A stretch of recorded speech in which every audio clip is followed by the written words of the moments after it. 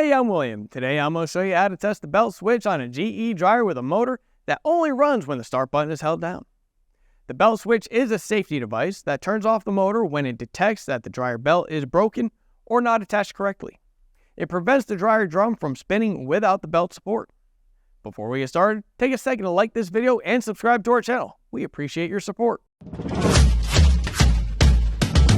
With over 2 million products in stock and the know-how to help you do it yourself, we are AppliancePartsPros.com. First, we need to get our tools together. Today, we'll need a Phillips screwdriver and a multimeter. Please remember that safety comes first and always disconnect your dryer by unplugging it or switching the breaker off before working on it. Let's get this party started.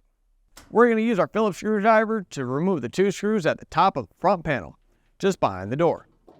Now we're going to lift the top panel up just a bit so we can clear the console legs and pull it forward. We're going to remove the Phillips screws that are found at each back corner of the front panel.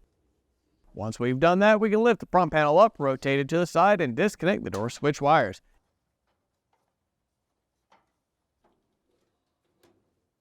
Then we can set the front panel to the side. With that moved out of the way, we're going to reach under our drum and we're going to disconnect the belt from the belt pulley. Once that is disconnected, we're going to go ahead and lift up on the belt and use it to assist in pulling the drum forward and out. Now we can set that to the side as well.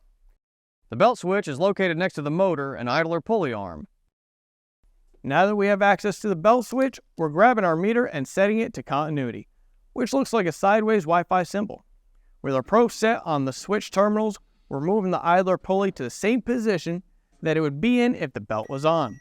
If you get continuity, then something else is preventing your dryer from running correctly. To reassemble, we are going to install the drum and belt.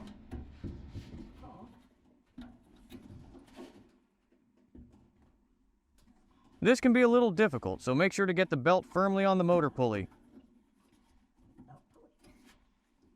Then grab the front panel. We're going to connect the door switch wires and then set the front panel onto the dryer. We need to secure it with the screws we removed earlier.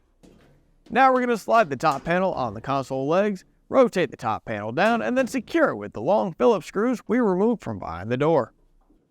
Don't forget to plug the dryer back in or flip the circuit breaker back on. If your belt switch is good, you can check out our other troubleshooting guides to find out what might be causing your dryer to only run when the start button is held. We've got thousands of videos to help you diagnose your appliances and make repairs. If your belt switch is bad, you can order a replacement at AppliancePartsPros.com so you can repair it yourself.